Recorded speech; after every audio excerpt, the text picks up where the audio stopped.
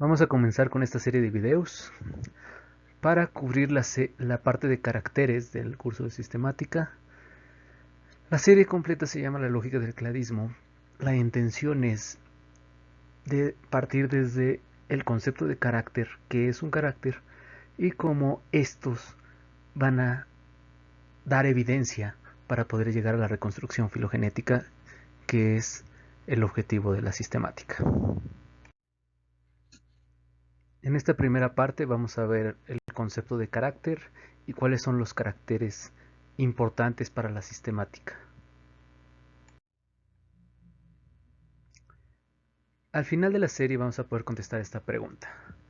¿Cómo podemos encontrar la filogenia de los taxones, que es el objetivo de la sistemática, a partir de ver individuos y reconocer ciertas características de esos individuos? Es decir, nosotros tenemos un conjunto de individuos que tienen características, algunos son similares, otros son diferentes, tienen muchas características, una infinidad. Queremos saber cuáles son las importantes, en qué tenemos que fijarnos para poder pasar de ese conjunto de individuos a una filogenia, ordenarlos de tal forma que nos represente las relaciones filogenéticas.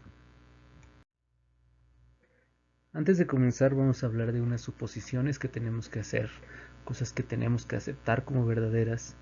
Y una importante es de que solo ha habido un origen de la vida. Hubo una especie ancestral de las que surgieron todas las especies. Esto es importante porque estamos buscando el árbol de todos los seres vivos, la filogenia de todos los seres vivos. Y si hubiera habido más de un solo origen, entonces no existiría tal cosa como una filogenia de todos los seres vivos. Habría muchas filogenias parciales. Y el querer juntarlas en una sola sería equivocado.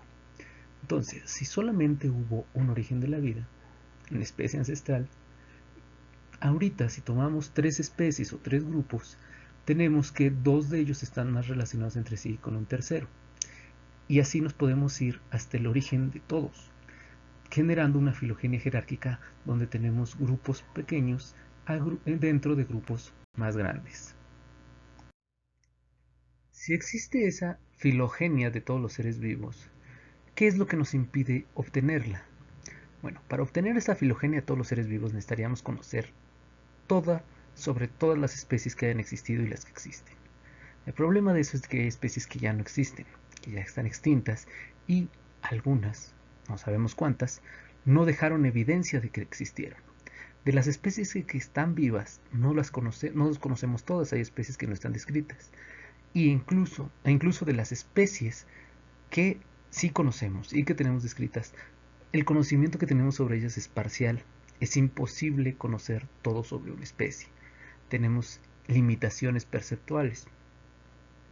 Percibimos a los individuos, nunca percibimos a las especies, y de esos individuos, de los caracteres que observamos en los individuos, intentamos abstraer y definir a una especie. Antes de pasar a dar una definición formal de los caracteres, vamos a entender a los caracteres como parte de los seres vivos. Muchos caracteres forman un ser vivo, pero a su vez los caracteres están formados de otras partes. En general, los seres vivos, la materia viva, la materia orgánica, es un pedazo en el espacio y el tiempo separado del resto, donde dentro de ese pedazo, de sus límites, hay más orden que caos. La entropía es más baja adentro.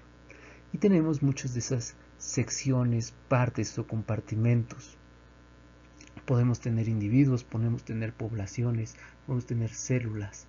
Todos esos son compartimentos donde la materia está más organizada que afuera de ellos. Y a eso se les llaman seres vivos. Entonces los caracteres son partes de los organismos, que a su vez los organismos forman partes de otros niveles superiores. A cada uno de estos niveles se pueden reconocer qué partes los están formando. Estas partes son unidades y se dice que son partes naturales porque son reales, no las estamos inventando, sino que las estamos reconociendo. Son cada una de estas unidades independientes de otras unidades. Esto es más fácil de ver a nivel de población, por ejemplo. Las partes de las que está formada la población son los individuos. Y el individuo es una unidad real, es una parte natural. Está separado de otros individuos, es independiente y es la unidad funcional de las poblaciones. Lo mismo puede verse con las especies. Las especies son independientes unas de otras y son las unidades funcionales. Si juntamos a muchas especies, formamos una comunidad. Son unidades funcionales de la comunidad.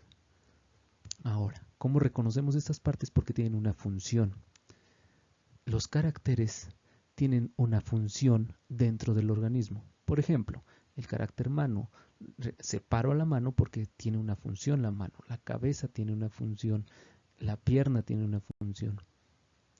Entonces, reconocemos caracteres naturales porque son unidades funcionales. Si reconocemos adecuadamente las partes de las que está formado un organismo, es decir, identificamos partes naturales, caracteres reales naturales, podemos comparar esos caracteres entre dos individuos o dos especies y reconocer que tienen los mismos caracteres, aunque pueden estar modificados. Por ejemplo, el núcleo de una célula es el mismo carácter o la misma parte que el núcleo de otra célula. Eso es decir, los núcleos de las células son partes homólogas. Por fin llegamos a la definición formal de qué es un carácter. En general, un carácter es cualquier cosa que pueda percibirse de un organismo. Dice diferencia observable. Con observable me refiero a que se pueda ver, que se pueda oler, que se pueda escuchar, que se pueda sentir. Y estos caracteres nos permiten distinguir similitudes o diferencias entre los grupos. Los caracteres son entonces un nivel de organización de la materia viva. Es el nivel más importante dentro de sistemática porque es con lo que trabajamos, es lo que percibimos y ordenamos. Pensamos que estamos haciendo filogenias de especies y en realidad es lo que buscamos, pero lo que estamos sintiendo son los caracteres. No sentimos ni siquiera un individuo completo, no trabajamos con individuos o con organismos, trabajamos con partes de estos individuos que son los caracteres. Ahora, el concepto de carácter es similar o tiene los mismos problemas y se hacen las mismas preguntas que se hacen del concepto de especie, el concepto de individuo y el concepto de comunidad, es decir, de otros niveles de organización de los seres vivos. Las preguntas que hacemos a todos estos niveles es: ¿qué son? ¿Cómo definimos a los caracteres? ¿Qué papel tienen en la evolución? ¿Son unidades evolutivas? ¿Está actuando la evolución sobre las especies, sobre el individuo, sobre los caracteres, sobre la comunidad, sobre los genes? ¿Cómo los delimitamos y reconocemos? ¿Cómo reconocemos a las especies? Es la misma pregunta que hacemos: ¿cómo reconocemos a una comunidad? ¿En dónde termina una comunidad y empieza otra? ¿En dónde termina un carácter y empieza otro? ¿En dónde termina la cabeza y comienza el cuello, por ejemplo? Y una pregunta más evolutiva: ¿cómo se originan? ¿Cuál es el proceso para que se origine una comunidad? ¿Cuál es el proceso para que se origine una especie? Es lo mismo que nos preguntamos: ¿cuál es el proceso para que se origine un carácter? Vamos a hacer la distinción entre lo que es una estructura y un carácter. La estructura es la parte del organismo en la que nos estamos enfocando. Y el carácter es qué nos interesa de esa estructura. Puede ser, por ejemplo, la estructura, las alas de las aves, y el carácter, el color de las alas. Otro carácter puede ser la forma de las alas. Sigue siendo la misma estructura, pero otro carácter. Y los estados de carácter son los valores que puede tomar ese carácter, o las formas que puede tomar. En este caso, rojo, azul o verde. Ahora, en sistemática siempre se tiene que hablar de caracteres en pares, porque es una parte de la biología comparada a la sistemática. No se puede hacer sistemática de una especie. Se necesitan mínimo 3 especies para hacer sistemática. Entonces, los caracteres en biología comparada siempre vienen en pares y siempre tiene que haber algo con que compararlos. Este es otro ejemplo de carácter. La estructura es hoja y el carácter puede ser la forma de la hoja con los estados de carácter cerrada, redondeada. Otro carácter puede ser el tamaño y los estados de carácter puede ser grande, mediano y pequeño. Otro carácter puede ser el color, verde o café, los estados de carácter. Y así, de una sola estructura podemos tener muchos caracteres. Aquí es importante, el carácter no es la hoja. Cuando estamos hablando de caracteres tenemos que decir qué de la hoja. Los caracteres no solamente son morfológicos, esos son los más comunes en los ejemplos y evidentes, pero también tenemos caracteres fisiológicos como puede ser la forma de soportar el frío de algunos insectos, químicos como es las proteínas que tienen la membrana de las células en los diferentes taxones, etológicos como son los comportamientos de apareamiento, ecológicos que son los diferentes hábitats en donde viven, geográficos, la distribución geográfica puede ser un carácter de una especie, es algo que puedo percibir de la especie, y los genéticos que son las secuencias de ADN. Entonces, hay cualquier cosa que pueda decirse de una especie puede ser un carácter, algo que pueda percibirse y que pueda medirse. Los caracteres también pueden clasificarse según cómo se codifican sus estados de carácter. Primero tenemos caracteres que solamente tienen dos estados de carácter, puede ser presencia y ausencia, o que sean dos estados de carácter excluyentes. Por ejemplo, con número de inflorescencias par o número de inflorescencias non. No puede ser nada intermedio. O tenemos estados de carácter o caracteres con estados de carácter múltiples, más de tres o más. Tenemos los que se pueden decir, pues se expresan con números que son cuantitativos. Esos números pueden ser continuos, que generalmente son medidas de una estructura, o discontinuos, que son números discretos como 0, 1, 2, 3, etc. Y los cualitativos, que se expresan con no se pueden expresar con números. Pueden tener una secuencia lógica, como decir poquito pelo, más o menos pelo y mucho pelo, o sin secuencia lógica, como pueden ser los colores, por ejemplo. Entonces, esta clasificación está basada en cómo codificamos a los caracteres.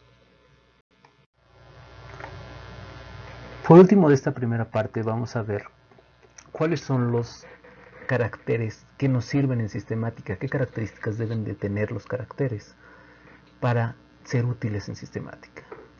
El primero, y muy importante, es la similitud. La similitud es parte básica de la clasificación de no solo seres vivos, sino de clasificaciones en general. Entonces, los caracteres que elijamos deben de tener cierta similitud. No se pueden comparar las patas del perro en las patas del alacrán, excepto en que funcionan para lo mismo. Entonces, debemos de tener partes comparables. El segundo criterio, o la segunda característica, es la variabilidad. Eso se refiere a qué tan diferentes son entre las diferentes especies o taxones o unidades taxonómicas. Por ejemplo, si quisiera hacer la filogenia de todos los seres vivos, incluyendo eso, obviamente, bacterias, marihuana y lemures enojados, necesitaría un carácter que lo tuvieran todos y que tuviera cierto nivel de variación para poder hacer grupos. Si yo agarro un carácter que sea muy variable, todos los individuos van a tener una característica distinta, un estado de carácter distinto, y no me va a ayudar a agrupar nada. Si agarro un carácter que no varía absolutamente nada, todos los individuos tienen el mismo estado de carácter. Por ejemplo, para hacer a este nivel taxonómico de todos los seres vivos, se utiliza el RNA ribosomal 18S, que varía muy poco y es comparable entre los distintos niveles taxonómicos. Si quisiera trabajar a niveles taxonómicos más bajos como una especie, entonces necesitaría un carácter que variara más. Bueno, después tenemos variación adecuada, relacionado con el punto 2, pero esto se refiere a que dentro de la misma especie todos tengan el mismo estado de carácter. Voy a agarrar caracteres que varíen entre especies pero que sean constantes dentro de la especie. Otro criterio es el criterio de conjunción. Esto quiere decir que voy a agarrar caracteres que presenten solamente un estado de carácter por cada uno de los individuos y preferentemente de la especie. Por ejemplo, regresando al ejemplo de las alas, tengo alas verdes, alas azules y alas rojas. Si yo tengo un individuo que tiene este color de alas, que tiene los tres estados de carácter en un solo individuo, entonces ese carácter no me sirve para hacer sistemática porque el color no es homólogo entre los distintos grupos. Otras propiedades que deben tener los caracteres para ser útiles en sistemática son que deben tener sentido biológico, deben ser parte de los organismos o interacciones entre organismos.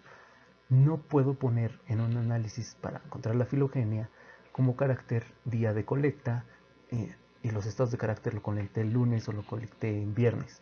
Eso no tiene ningún sentido biológico. Otro es que no deben estar correlacionados. Si mi carácter 1 es diámetro de tallo y mi carácter 2 es radio de tallo, estoy metiendo la misma información dos veces. Séptima característica es la independencia.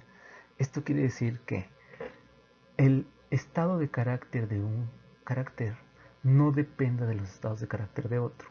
Por ejemplo, si mi carácter es presencia de cola y mis estados de carácter son con cola y sin cola, y mi carácter 2 es color de la cola, con estados de carácter cola verde y cola azul, para el primer carácter puedo definir claramente mis estados de carácter de una lagartija es con cola y de una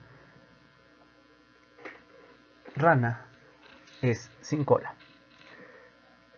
Para el segundo carácter, las lagartijas no tengo problema en definir el estado de carácter si tiene cola verde o cola azul, pero la rana ya no puedo definir cuál es el estado de carácter del carácter 2. Entonces, el carácter 2 no es independiente del carácter 1.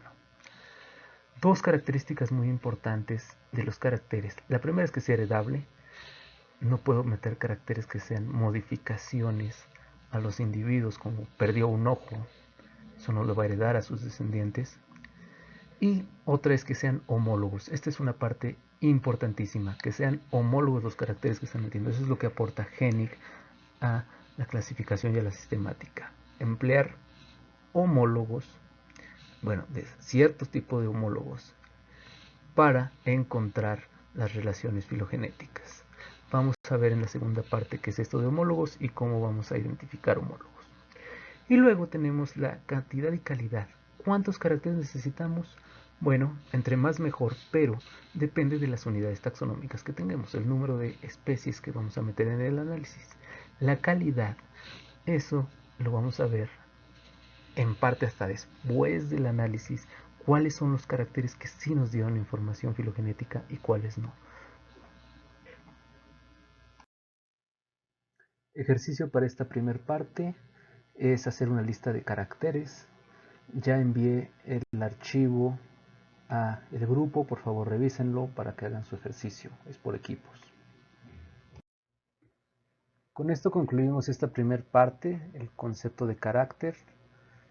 Vamos a seguir enviando videos y subiendo archivos al grupo, por favor estén pendientes al grupo de Edmodo para que estén al corriente y vayan entregando sus actividades.